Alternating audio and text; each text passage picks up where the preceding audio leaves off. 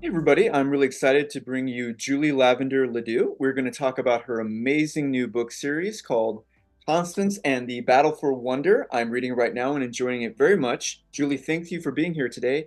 And why don't you tell everybody a little bit about yourself and what inspired you to write this book series? Well, it is that you got the first book in the Amazing series. And so it jumps into some, unexpected and surprising and very deep places. But just like everybody else, when you start out with anything, you're dipping your toe in and you don't realize what you're getting into. That's what happened when essentially we became a homeschool family, moving out of California and into the to the New England area. Is that going to be a problem that my son just Oh, came that's in? fine. That's just life. Well, he's my proof of concept.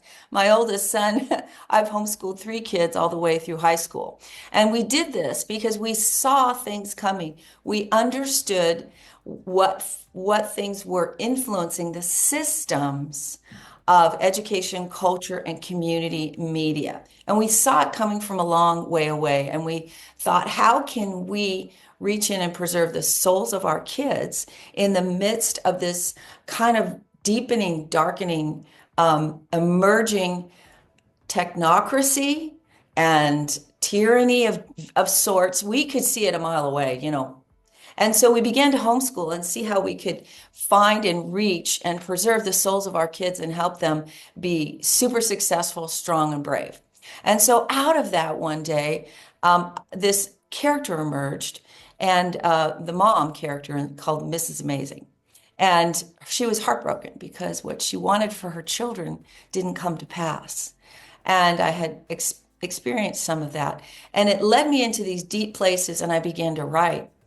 And then one day, I was advised to begin to take this concept, which was very exciting, about a realm called wonder that this family engaged with, and write a series down for younger kids. And so that's where Constance and the Battle for Wonder came from. And spoiler alert, Constance and her family are the only people in entire town that can see color. Everyone else is colorblind because they conform to the prescribed order. And the elders of the order are very threatened by anyone who can see color, because if you can see color, you're not far from the supernatural realm of wonder. And the last thing the elders of the order want is for people to avoid conforming and to interact with a realm that empowers them to be different, right? And to think differently, act differently, and thus threaten the order. And so we're off to the races, right? What a premise. It Yeah. starts with Constance begging her parents to go to school up at what her parents call the grown-up factory. And she's been home with her family and kind of exploring wonder, but she just thinks that there must be something better up here that she just really wants to explore. And they give her a chance to explore it.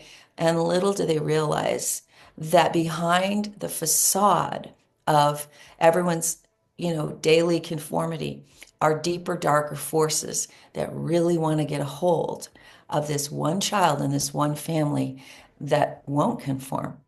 Mhm. And I think a lot of us can relate to the cost of not conforming and what that's cost us over the last 8 years, longer for many, right? And what it's cost our kids. So I began to write about that really deeply. Yeah. Well, there's so much to unpack there, and I love what you're doing. Let's back up just one moment. It sounds like even prior to 2020, which was a big wake-up call for a lot of people, that you saw the writing on the wall. You saw these dark forces encroaching, especially on your children. Mhm. Was there a particular moment when you woke up or you realized this? When was it, and what was it that helped you to begin to think this way? Honestly, I think that always I've had a true north faith that's made me look at to be in the world and not of the world kind of thing, Sure. watching, paying attention. But I'll tell you what, there was a moment when Michael Eisner became head of Disney. And I watched what happened to Disney. And I realized that I could not allow my children's imaginations to be taken over by Disney. And my son we'd been talking about it because everyone else was going to Disneyland. We lived in Southern California. It was Disney, Disneyland.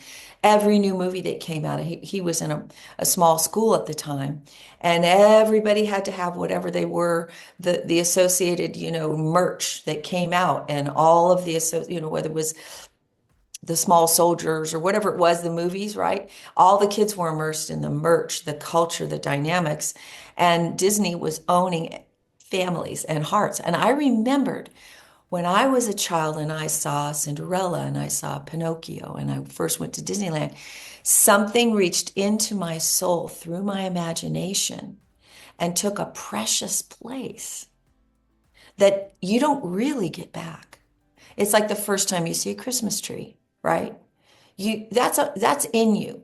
And I realized I could not allow my children's precious place of sacred imagination be captured by the likes of Disney. And so we began this hardcore, and it was, people thought we were really weird because they trusted and believed. But I watched, and many times we had to teach our kids it was okay to be different. Mm-hmm. And this is the struggle of all the kids in this book series. Is how they deal with media, propaganda, science, school fairs, pressure to conform, friendships, and then how that scaled up during the use of medical abuse. I deal with medical abuse in book 3. I deal with the whole deal. And then where that went to forcing people to put things in their bodies, because if you didn't, you were terrible. I deal with that in book 4. And I just finished writing book 5, where I deal with the World Order's Ordering Forum. Does that sound familiar? Where we're headed, where we can't control everybody through the narrative of disease and terror and, lockdowns. Now we have to tell them that the world, the planet's in danger, and you have to obey us, and you'll be happy with nothing, eating bugs and that becomes part of my book. But in the most unexpected of ways, because you don't just want to have in writing clear, A to B symbolism, right? Like, oh, well, that's this character and that's this character. I've seen it done so much where it's predictable. You're going to read the story and you're going to know who's who and what they represent. But we have to come at this. Kids are so smart. And they're bombarded with narrative constantly, right? And they got a false narrative of what the world was all about in 2020. And it had been building up for many, many years, as I saw, through the use and manipulation of their imaginations, which is sacred. And in my books, it's through imagination that the children arrive at the supernatural realm of wonder, which is behind the scenes empowering this family, right? But, my point is this, is that somebody's going to tell our kids the narrative. The single most important thing about whether you'll succeed or fail in life is the story you believe about yourself. Sure. Right? Mm-hmm. And the larger story about where you fit in, what it means, right? And they sold our kids an abusive story that they had to live out physically, with fear and constant media and terror. And if you don't, you're bad and you're going to kill people and you're going to kill grandma. Right? I mean, this has been building up. This is what I've been writing about for years, but it built up. And somebody's going to have to tell the kids the truth story about what happened to us all and what it means. I want to be that person because I can tell that story in a way that's unexpected, super fun, empowering, imaginative, glorious illustrations and all that, because our kids deserve a VIP story experience, right? Sure. Quality writing that isn't just a to B symbolic, shove it down your throat kind of book, right? Right. And so this thing, I was just minding my business, homeschooling my kids and taking care of the family. And the need for that kind of strategic thinking and storytelling to the next generation kind of overtook me, honestly. back to something you said. It was very interesting. So my mom has this thing about Disneyland where she calls it contrived fun, like manufactured fun. And I am not a fan of Disneyland. I've never have been. And so it sounds like what you're saying when you talk about Disneyland, if I understand correctly, is that you saw that Disney was taking the place where it was instructing kids what to imagine, how to be creative, because it limited their potential because instead of having their own Mhm. ideas, making up their own stories, playing their own games, instead Disney was foisting upon these different archetypes, these different movies, these different worlds, if I understand correctly, and that limits their potential. Is that what you were seeing all those years ago? Well, it was a little more sinister than that Okay. because I could see the dropping and the increase of wokeness 20 years ago going into Disney. Oh, okay. I saw it. Like what was I an saw example? what they were doing. I saw what the characters were doing. I saw I saw what the illustrations. I saw their fascination with the occult growing over and over and over. Not the bad witch that's overcome by the good, Mhm, but the witch who's just cool because she's a witch. mhm. That same time I was watching Harry Potter come out. And I'll tell you, when you go against Disney and Harry Potter, people get very emotionally upset with you. Why? Because there's something about those narratives that goes deeply into the soul of people who engage with it to meet a need that has not and needs to be met by good, truly goodness, not just quality good, but good writing, teaching good and evil, teaching why the occult isn't really where the depth of supernatural experience comes from, right? Why we don't have to shift and bend every identity and every visceral experience of the soul, sexuality or otherwise, to a certain thing in order to achieve a thrill or like that, like you saying that innate ability of children to be thrilled and in wonder is a precious thing. And I could see where Disney and the big companies were going with it. And there was just something in me that said, no, it's not safe. And then, of course, it becomes derivative material and it becomes bad writing. It becomes now nobody knows how to write a good story because they literally are told you won't write in Hollywood if you aren't telling everyone this message, right? Which is why no one will touch the books I've written because I absolutely refuse to write uh, the expected thing to reaffirm the central narrative, right? And so, but to your mother's point, there are lots of reasons to be very concerned about dominant media, Mhm. merchandise, because the if you that does that whole thing we're watching screens change how we emote, right? And how we imagine. So I don't know if that answers your question, but That's yeah. exactly spot on. It's interesting what you said there about the central narrative, and I agree with you that it's coming through in all these different ways. What is your interpretation? What is the central narrative that they're trying to express? The central narrative is you will you will think, you will group think, and we will tell you what group think is. Like, for example, when they couldn't sell us the pandemic, everywhere you went, there was a Ukrainian flag. Mm. Everywhere. You couldn't buy groceries without a little thing coming up saying, "Would you like to donate to Ukraine?" So there is a central narrative. If you'll watch it, you cannot unsee it. You'll watch all the dominant media, all of the entertainers, all of the major government NGOs will begin to do a drumbeat of what's the next thing you need to be worried about or invested in. Boom, boom, and it'll build and it'll start showing up. And once you realize that is not by accident, you just go, oh, here it is. And I'll just sit with the kids and I'll go, do you see it coming? Here's the next one. But the central narrative is just trust what the TV tells you. Just trust what the screen tells you and go with it. And that somehow you get a sense of affirmation, right? And when you go on Facebook and everybody's saying the same thing or whatever media it is, There's actually a change in the brain when you engage and you get your likes or and all this. So there's literally a brain training thing going on all the time.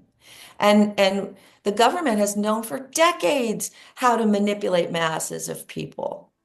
That's another whole story. I actually kind of dig into that in my books. Yeah. And so the central narrative could change, but essentially it is a takedown of all that was traditional and sacred and individuality about our nation, our country, ourselves, and our faith. But they switch it up. It's switched up based on generally what to be afraid of next, so that you keep people in a fear state, so they'll obey, Right. right? And affirm. And my family, the Fulton family, they learn how to go to wonder instead and get answers. So let's play And devil's advocate for just a moment here. So let's say someone says to you, "Oh, come on, it's just Disney, it's just Harry Potter, it's just fun. What's the big deal if kids watch movies like this? Like we're so busy in our lives, we just want to unwind and we want to watch something fun and have a good time." What would you say to that person?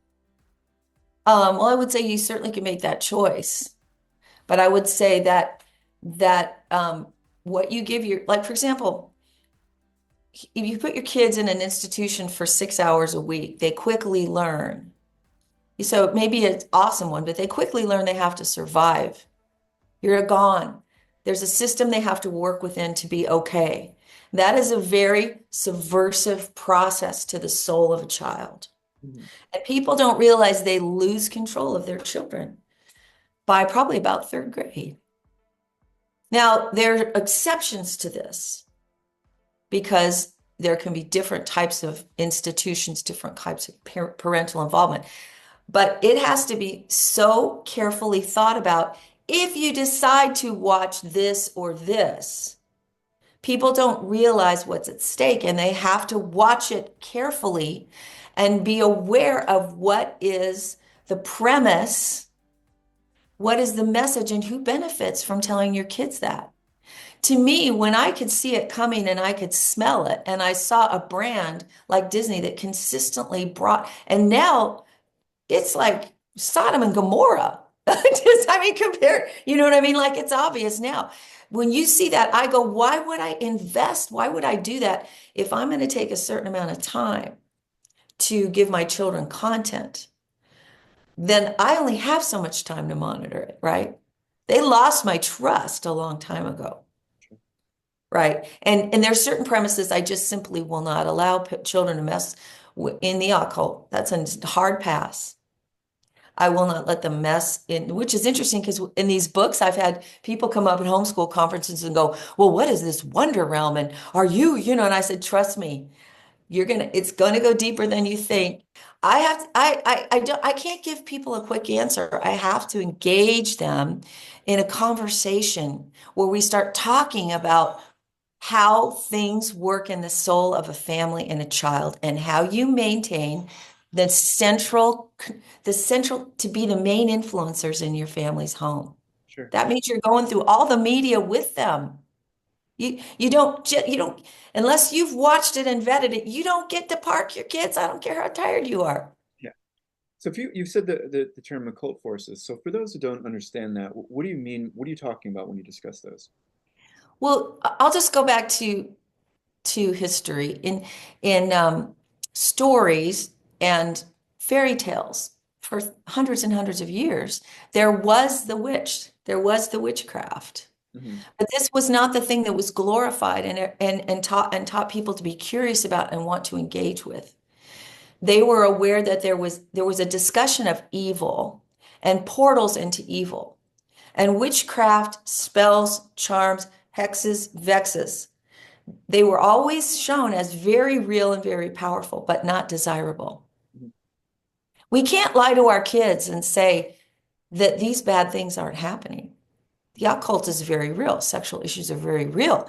The tyranny is very real. The attempt to control us and even, dare I say, make us sick so we don't make it very far on the planet and our kids don't survive. That is very real.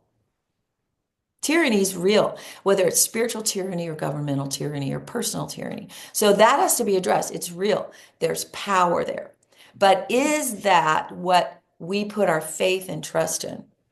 So today, the occult, Satanism, witchcraft, so on and so forth, is glorified and put before children in a titillating manner to draw them in. Wouldn't you like to see what it's like to cast a spell? Or go or have your personal spirit guide talk to you? And wouldn't you? And believe it's another whole story for another thing, but I deal with the people who come out of that and are damaged severely by the occult in another part of my life. And I know what it looks like. It's not fun. It's not pretty. And when we begin to glorify the guy dressed like a woman at the library, when we glorify things, we have to have enough respect for darkness that we don't serve it up to our children and say, no big deal. Because you see, children, their imaginations are so powerful that you can put an influence before your child, whether it's hard rock music or whatever, or a sexual thing you hear, and you might not ever know, unless you're paying a lot of attention, that thing has actually wormed its way into their soul and has a little bit of a control. And we've seen my son, we used to tease about Ursula from Disney. And I played a trick on him one time and put Ursula up. This one, we thought it was okay. Put Ursula up over his bed because I thought it'd be so funny if he woke up and went, ah. I had no idea that he was literally tormented by that character because there was more going on. And I hear this all the time from people whose children, they'll bring them to me for help. And they'll find out, well, what did you see? Who gave that to you? What did you hear? How did you engage with it? Did you agree with it? Do you have an alternate thing you want? And I'm a Christian, so let's face, there's a lot I have to offer in that realm. But this is why I determined to write books that told the truth about, this one's all about science and origins. Mm-hmm. And this one's all about propaganda, medical abuse. And this one's all about manipulation, pressure to conform within relationships, about systems of education, about behind the scenes going on, wrangling for souls and hearts and minds, right?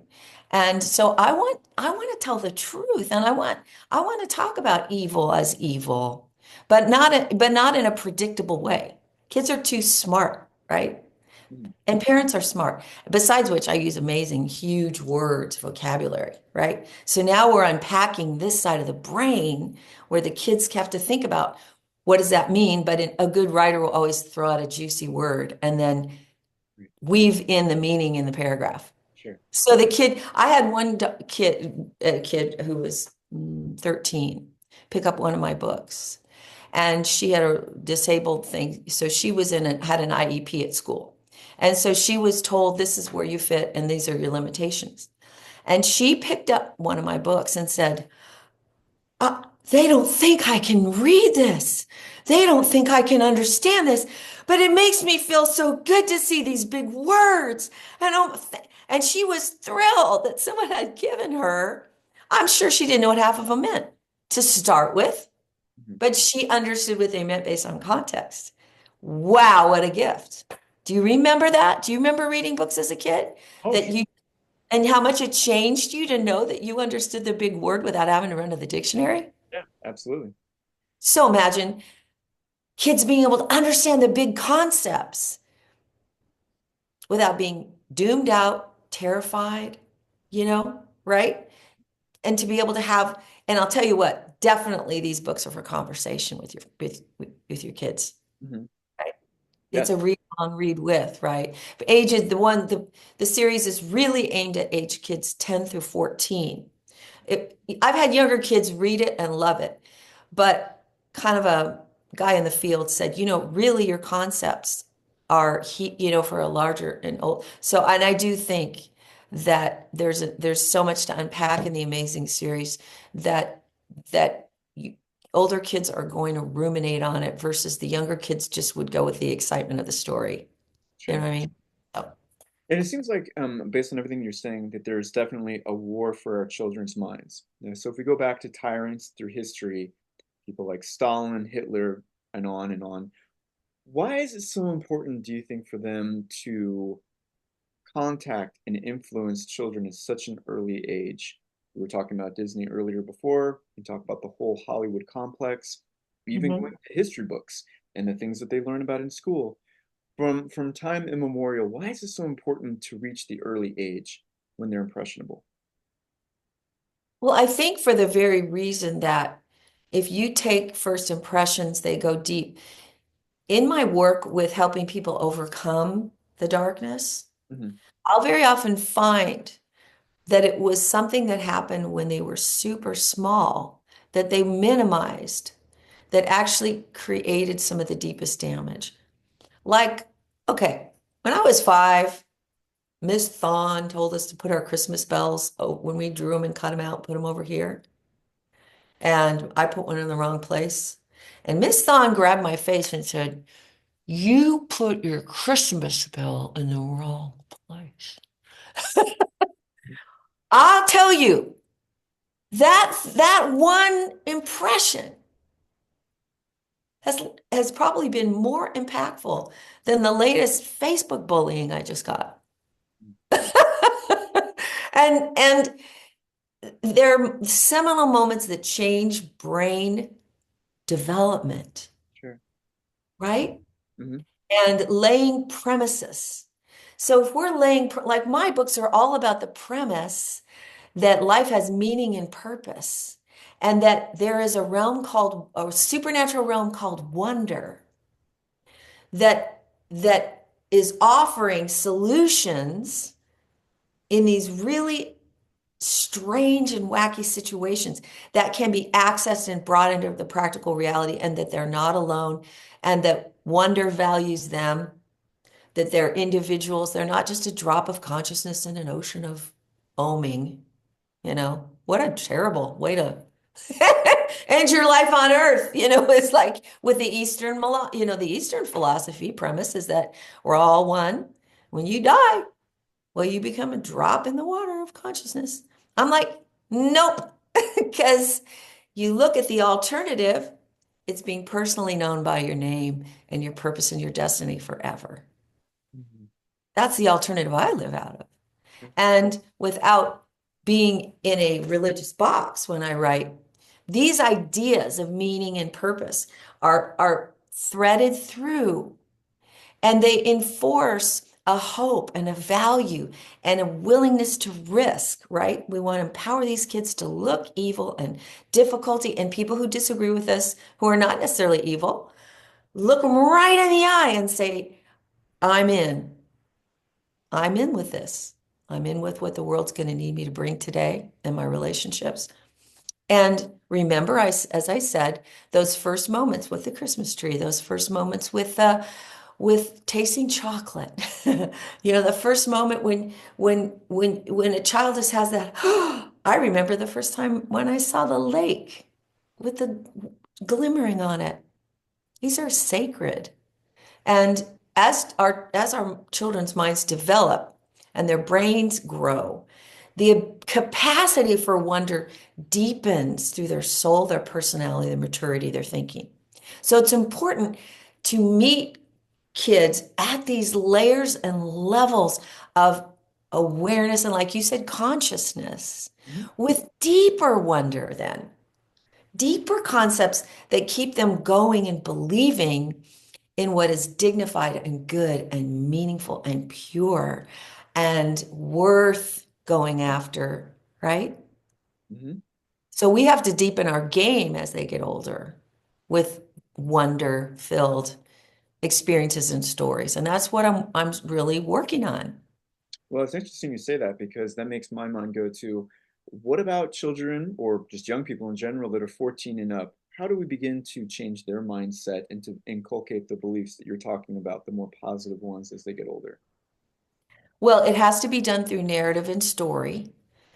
And you politics, all this stuff is downwind from culture, which is about storytelling. Okay. And our kids have been really, really abused by story. Just the amount of redos of everybody else's movies badly Yeah. infusing wokeness has really dumbed down the ability in the arts.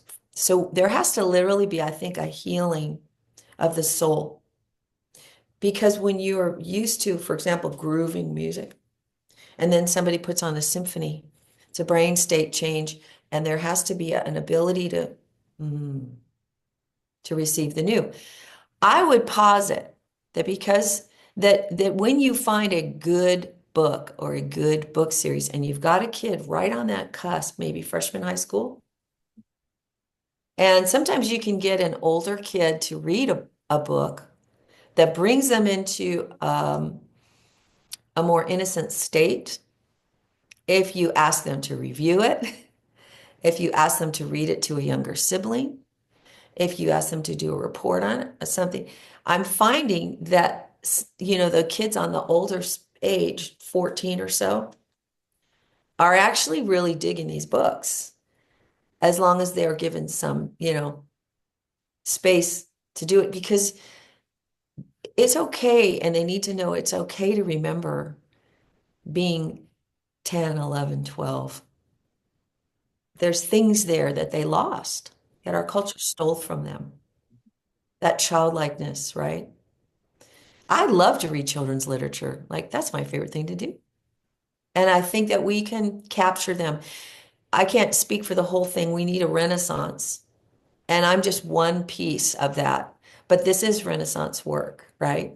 And I would like to believe that this series will do just what you're talking about, but I'm only one. So hopefully, I'm there, others are coming. And I believe they are. You're seeing a shift in certain movies being made, right? Yeah.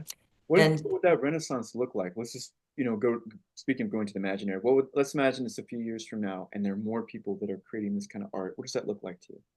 mm, hmm.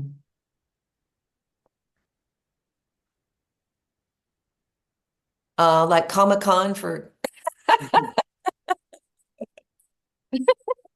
I mean, like, would we all come in costume? I don't know. Um, I guess, I guess I would see less greasy wax buildup on our young kids. What I mean is, I remember when our kids, because we didn't have them in school, when they'd answer the phone, they'd say, "Hi, hello, this is the Ledoux family, la la la la," right? Every once in a while, we'd have to call a neighbor kid who'd been through the system, and they'd answer the phone like this, is your mom there? No. Can you get your mom? I'll try. You know what I mean? Like there was this sort of death and dying inability to interact with somebody who wasn't your age and wasn't cool, and this sort of heaviness. And Yeah, I would imagine a time where you would just interact with young kids that would be just as interested and excited about the world around them. I love that. They'd have permission Hmm. to be fresh. Do you know what I mean? To be vulnerable and fresh, because we wouldn't have beaten them up I with our stories and our darkness. and there's I this don't know if that answers your question. It's a big question. Well, no problem. But I like what you're saying very much because I definitely know what you're talking about. It's almost like you're talking to a zombie when you see some of these kids that have been beaten down so much, and they often have like their hair right in their face, and they just look like they don't want to be there. You're not cool enough to talk to them, and they Mhm. have little to no ability to communicate and interact with you. And at least when I hear you say that, I look forward to that kind of renaissance where children are just, they have that, speaking of wonder, they have that wonder within them and that carries them through the rest of their lives. That would be a great thing to see. It would. And when you see kids that are not, haven't been through the grown-up factory, Sure. um, they just, See, you know what the funny thing? I just tell you a personal thing. Whenever you homeschool, everyone goes, well, what about socialization? What about socialization? And just think about whether you homeschool or not, okay? Just think about when you leave a system that everybody's in, everybody always asks you, well, how are you going to fit in with everybody else out here? Right? You're going to fit in with us? You're going to be able to be okay there without wearing the thing and taking the thing? You're going to be all right? Everybody's always asking that socialization question, right? And, but the reality is most of what we are socialized by as adults or children is abnormal. It is abnormal to stick anyone in a room for 6 hours a day with everyone who's exactly the same age and has the same lack of maturity. Tell me what's normal about that. Normal is being able to flow with older, with younger, with different things. And that requires awakening of the soul. So that when I leave my house and everything I like, and I can listen, I can be a good listener. We always had older people coming in to do things with our kids so that they would appreciate elderly people, right? Yeah. And this, I think, and I think that this is, I think people ache for this. I think kids actually, on some level, ache for adults that will tell them how to do it and interacting with that, right? But it requires waking up. It is like a zombification. But story, you get somebody in a good story. But see, the problem is right now, the stories they're captured by are largely dark. Dark, dark, dark. You go to the library, you go check out the series, you check out what's selling. It's darkness. Right. It's ambivalence. If they're in an academia, I live outside of Boston, they hold you, they're suspect of you if you think you actually really know anything for real. What do you mean by that? Because in academia now, if you think you have the truth, they think you there's something wrong with you because only smart people know you can never really know anything for sure because Okay. you always have to have it under the academic lens of somebody who is telling you to assault it. That's fine.